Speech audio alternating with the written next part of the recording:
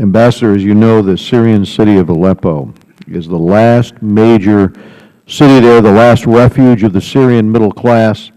It's under the partial control of the moderate Syrian opposition as it's pushed by ISIS. This is an absolutely critical city for the opposition for both symbolic and strategic reasons. It is through this city that most foreign humanitarian and military assistance to the people of northern Syria and the moderate opposition flows. Yet over the past year, as the moderate opposition has struggled to maintain its defense of this city, as better resourced fighters from ISIS, as many as 40 airstrikes a day from the Assad regime hit them, they've had to contend with Assad's use of Hezbollah fighters against them. And so you see a situation where ISIS has gradually captured an increasing portion of the city, as have those who want to extinguish this last representation of the Syrian middle class efforts to hold on. And they're encircled, and they're defending it from within. And most observers agree that if Aleppo falls out of moderate control, it will have catastrophic consequences for the Free Syrian Army. So they're already on the ropes after years of anemic support. When we meet with them, we hear the same thing that you hear from them. They can't get the equipment that they need to fight back against ISIS. So in late August, a team of State Department briefers met with committee staff, which had requested a briefing on the situation in Aleppo. The State Department officials said it was a question not of when it would fall, but it was a question of when, not if Aleppo would fall. I'll use their words. A question of when, not if, Aleppo would fall.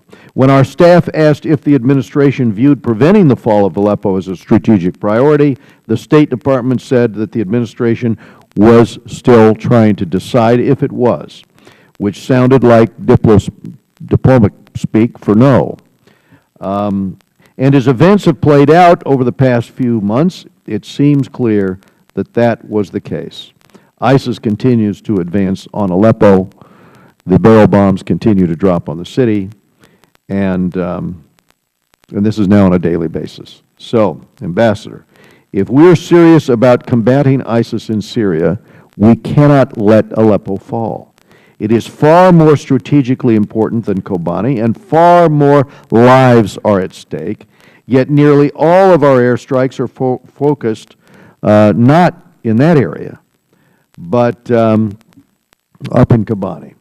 If Aleppo falls, it's likely that yet another massive wave of displaced people and refugees would result, and what's left of the opposition around the Syrian middle class will all but be destroyed. So I'll just ask you, is preventing the fall of Aleppo an administration priority?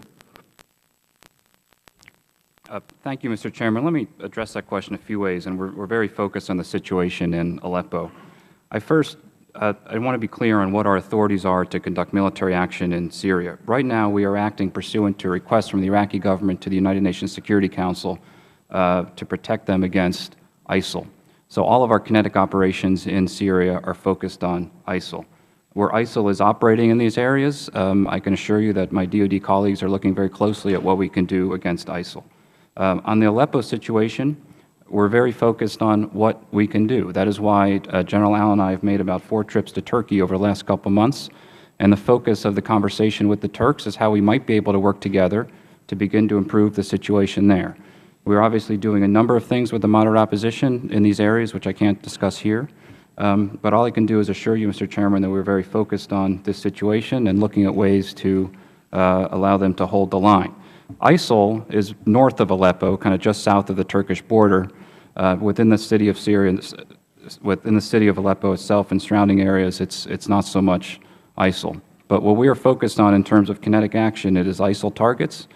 They can be very hard to find, but we're looking at it very closely, and their conversation with Turkey is specifically focused on this question. Well, that calls into question the fact that they're fighting al-Qaeda units as well, as you know. It calls into question our policy on safe zones. But my worry about the dithering on this is that we had these dialogues back in February on ISIS at a time, frankly, we began this dialogue before ISIS even took Fallujah, where we were calling for airstrikes and action against ISIS before they managed to pull that off. And then city by city by city, the call went out from members of Congress and by others who had experience that if ISIS wasn't hit while their columns were on the ground, that Mosul itself would fall. And it did. And they took the central bank. Still no action. Still discussion. Still dithering.